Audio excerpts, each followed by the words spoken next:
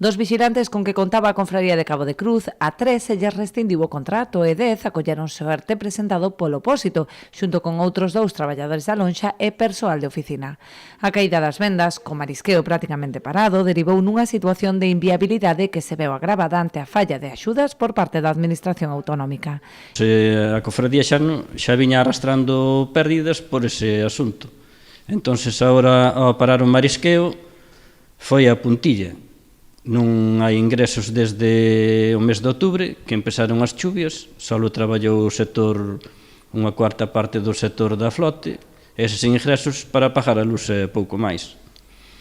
Entón, vímonos abocados ao ERTE. E máis a Consellería débenos 58.000 euros da axuda da vigilancia e máis 11.000 da asistencia técnica, que tenos retidos e non sabemos aínda a día de hoxe por que motivo.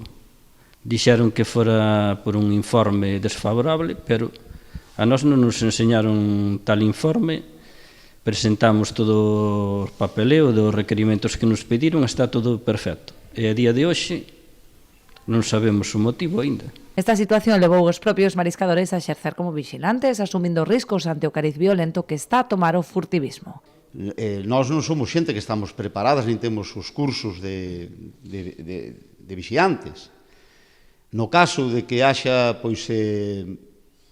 unha agresión contra calquera mariscador ou mariscador, porque hai que andar día e noite, en certo modo, parte desa culpa vai na ter a Consellería do Mar.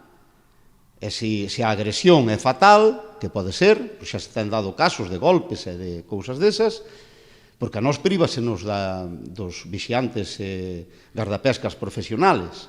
A este respecto, dende a Confraría Crucense, din sentirse discriminados pola Consellería do Mar, que ademais de denegar as axudas, non realiza ningún investimento nas instalacións portuarias. Vimoslle pedindo desde fai tempo a axuda. Por que se nos denega? Están dándolle axudas a todas as cofradías, cooperativas e de toda a clase de organismos do mar. Sácanse moitas fotos e todo, pero a Cofradía do Cabo de Cruz está abandonada totalmente. Non hai 70.000 euros na Consellería do Mar para a Cofradía de Cabo de Cruz? Para a vigilancia e asistencia técnica? Ou por que nos discriminan a nós así directamente?